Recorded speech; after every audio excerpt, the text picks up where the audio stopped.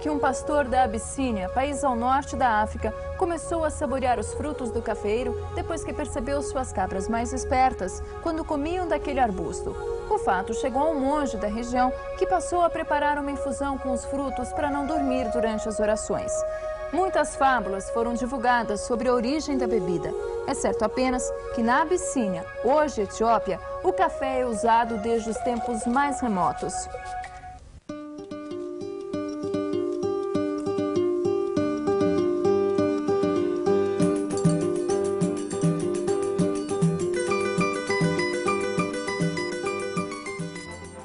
A Itália foi o primeiro país da Europa a experimentar o café. Não demorou muito e todos os países europeus já conheciam a bebida apropriada para o clima frio. Mas foram os holandeses, grandes desbravadores da época, que levaram o café para as Américas. O fruto foi parar nas Guianas, na América do Sul.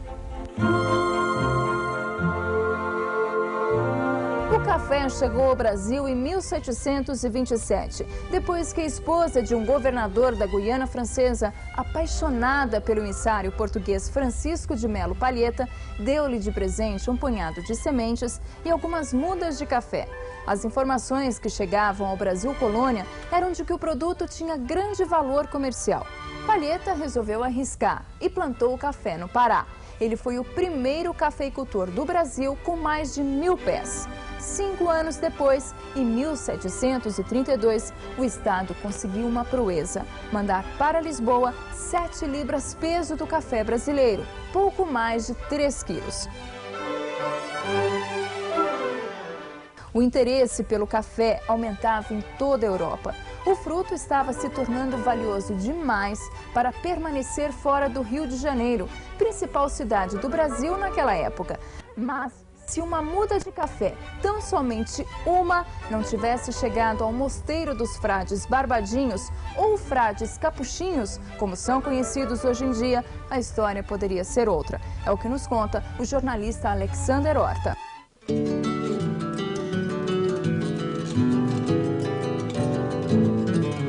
A história do café no Rio de Janeiro tem início em 1760, quando o desembargador João Alberto Castelo Branco recebeu do Maranhão 4 mudas de café. A primeira foi plantada pelo próprio desembargador. A segunda, entregue a um agricultor holandês interessado na cultura do café aqui no Rio.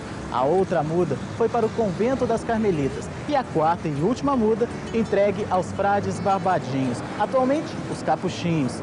Esta última muda foi a única que floresceu e frutificou. E deste cafeeiro surgiram as lavouras de café do Rio de Janeiro. A história do café deve muito aos capuchinhos.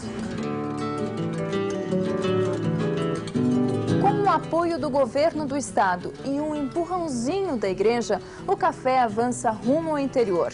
A marcha começa para não parar mais. E junto com ela, acontece uma verdadeira revolução tecnológica.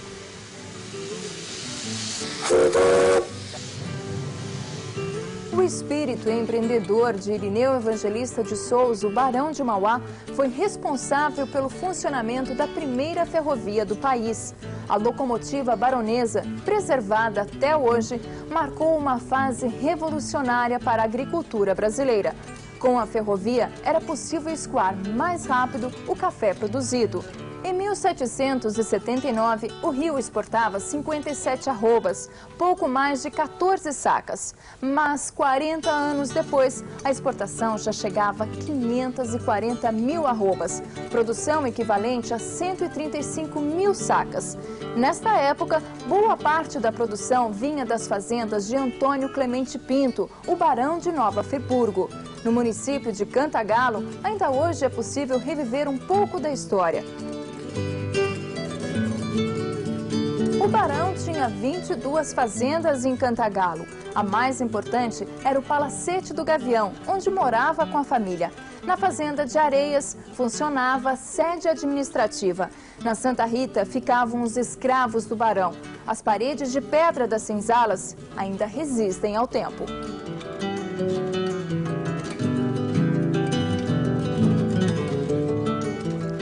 No início do século XIX, o transporte do café era feito pelas tropas em lombos de mula. Um transporte demorado e que representava, no mínimo, 1/3 do custo de produção do café. Já na segunda metade do século, o barão de Nova Friburgo resolveu investir na própria ferrovia, exclusivamente para escoar o café produzido nas fazendas dele, aqui na região de Cantagalo, para Porto das Caixas, na Baía de Guanabara. A estação de Euclidelândia é uma das poucas que restaram daquela época. A Marcha do Café chega ao estado de Minas Gerais por volta de 1775, quando os cafeeiros cultivados na Chácara dos Barbadinhos começam a ser plantados nos quintais mineiros. A cultura chegou através do chamado Caminho Novo, aberto entre a Serra do Mar e da Mantiqueira. As primeiras lavouras foram plantadas na região da antiga Mata Mineira, Juiz de Fora, Leopoldina, entre outras cidades. A chegada do café ao estado de Minas aconteceu simultaneamente à entrada dele em São Paulo, onde chegou pelo Vale do Paraíba em 1790. No começo de 1800, vai para a região de Campinas. Começa a era dos cafezais industriais. A antiga Rua do Rosário, hoje é Avenida Francisco Glicério, esquina com Barreto Leme. Foi aqui que o tenente Antônio Francisco de Andrade, um dos pioneiros no cultivo do café no município, começou a dar um tratamento especial aos grãos que vinham das lavouras. Os frutos eram despolpados, colocados para secar na calçada e depois beneficiados em pilões. 100 anos depois, no final do século XIX, Campinas já contabilizava 26 milhões de cafeeiros, 278 grandes fazendas, empregando cerca de 25 mil trabalhadores. O café torna-se a principal atividade agrícola do país naquele século. O fruto vira símbolo nas moedas, nos brasões, é fonte de inspiração para artistas e literatos.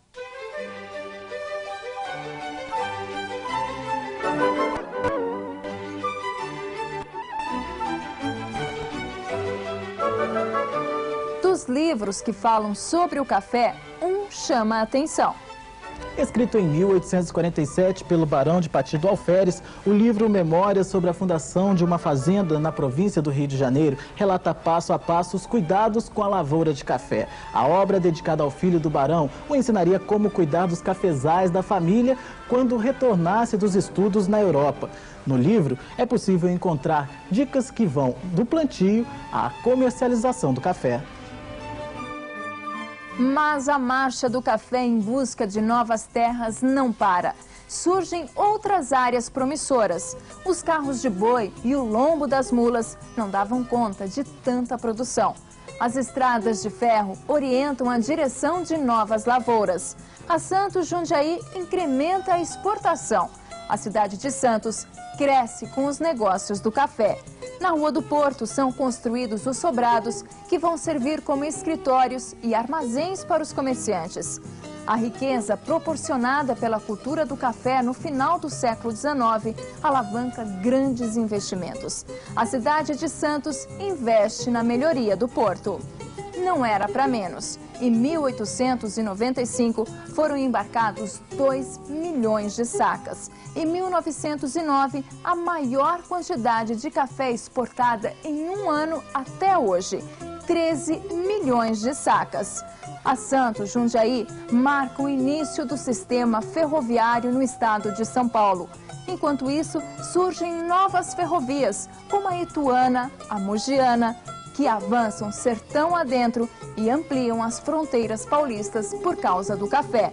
Os trilhos passavam dentro das propriedades.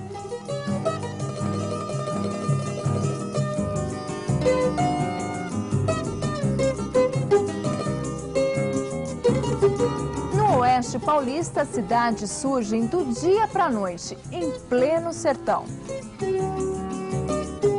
A fertilidade das novas terras e a relativa facilidade de comunicação atraem para os sertões grandes levas de imigrantes. A região de Lins cresce e se desenvolve com o cultivo das lavouras de café. E é justamente para trabalhar nessas lavouras que chegam, a partir de 1915, pelos trilhos da Noroeste, as primeiras famílias de imigrantes japoneses na região.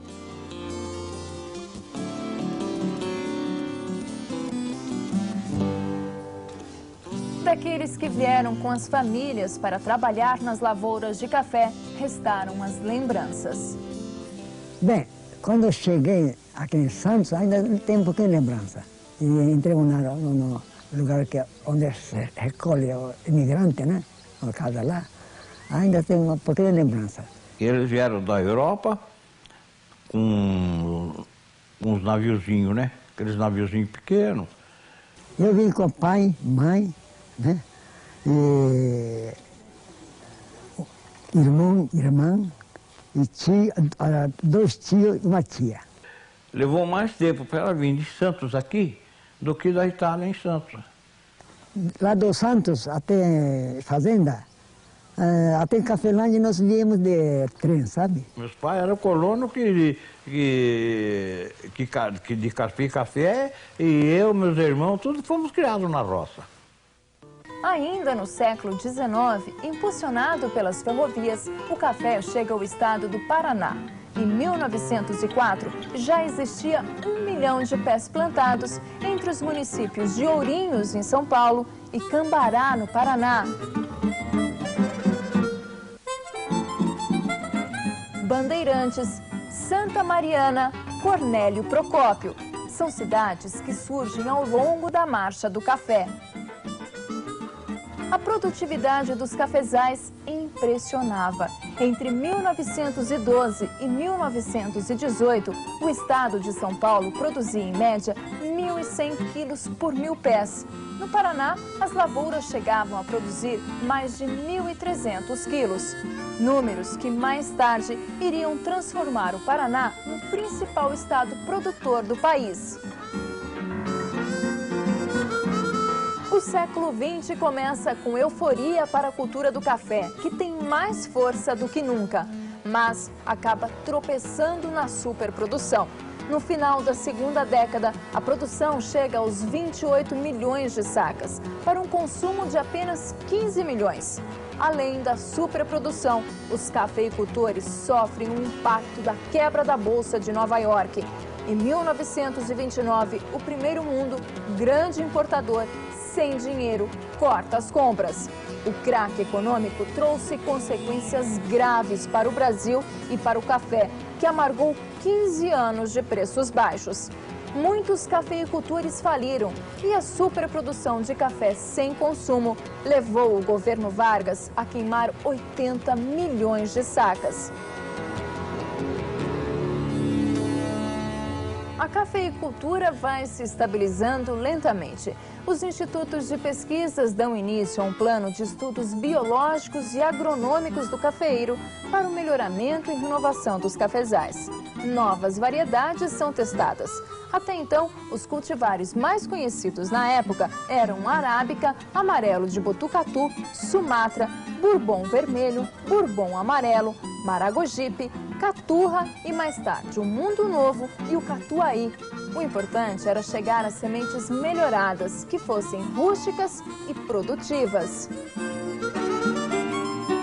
Na década de 60, cerca de 2 bilhões de pés de café são erradicados através dos programas oficiais do governo. Isso porque a balança novamente se invertia e as super safras poderiam mexer com o mercado. Mas o Brasil erradicou tanto café que perdeu espaço no comércio mundial. Na década de 70, a média anual da produção brasileira não chegava a 20 milhões de sacas, insuficiente para suprir as cotas de exportação, consumo interno e indústria. Diante de quadro tão desolador, surge no Espírito Santo, bem no começo dos anos 70, a cafeicultura do Conilon. No início, os órgãos oficiais condenaram a nova espécie e até proibiram o financiamento para o plantio de suas lavouras. Mas o fruto deste tipo de cafeeiro propiciava uma bebida neutra, que poderia ser misturada a outros cafés sem alterar o sabor da bebida. Da cafeicultura capixaba surge a Real Solúvel do Brasil. As indústrias de cafés solúveis consolidam assim uma demanda firme para o Conilon. Mas, enquanto o Espírito Santo renovava seu parque cafeeiro, as lavouras que sobraram no resto do país começaram a ter sérios problemas por causa do ataque de pragas e doenças. surge a ferrugem, um fungo desconhecido que ataca a área foliar da planta, provocando o definhamento do cafeiro. A ferrugem se alastra rapidamente pelos cafezais. Grandes infestações por bicho mineiro e a broca agravam ainda mais a situação. Para combater estas pragas e principalmente a ferrugem, o cafeicultor recorria a pulverizações de vários inseticidas e também fungicidas à base de cobre, o que exigia muitas aplicações durante o ano todo. Os pesquisadores buscam tecnologias novas, menos prejudiciais ao homem, mais eficientes no campo. Mas no Paraná, os produtores sofrem com as geadas. Por isso, o café, mais uma vez, segue sua marcha.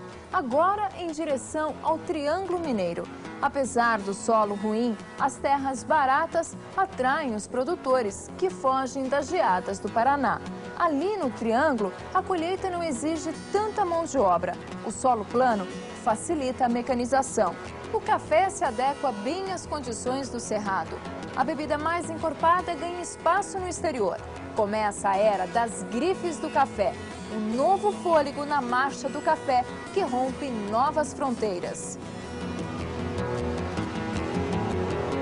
Em 1994, começa no Oeste Baiano uma nova era para o café. É o cultivo da tecnologia. As lavouras são implantadas com o que há de mais avançado do plantio à colheita. No distrito de Mimoso do Oeste, que fica a 90 quilômetros de Barreiras, tem início a história da cafeicultura moderna.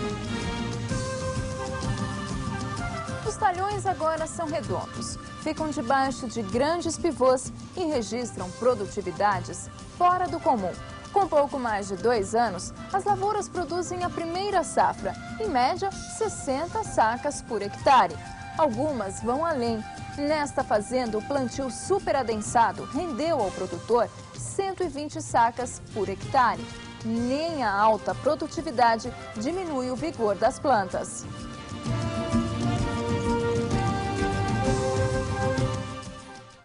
Estas plantas protegidas indicam que o cultivo do café ainda tem muito para crescer. Agora, o sertão é o limite.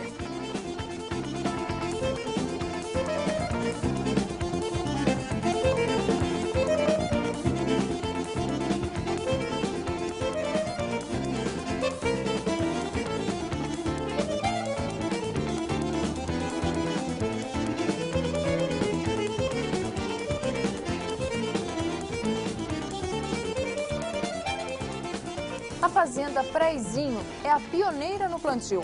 A cidade mais próxima fica a 130 quilômetros. As estradas são abertas no meio da Caatinga.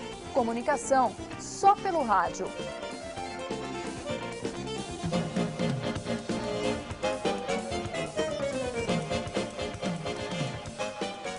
Nós hoje produzimos, em média, 25% do consumo mundial.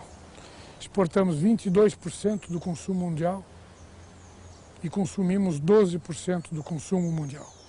Nós somos os maiores produtores, os maiores exportadores, os segundos maiores consumidores e os maiores consumidores de café brasileiro. Eu acho que o futuro é bom, bastante bom. Eu vejo problemas nos outros países, vejo um aumento modesto, mas constante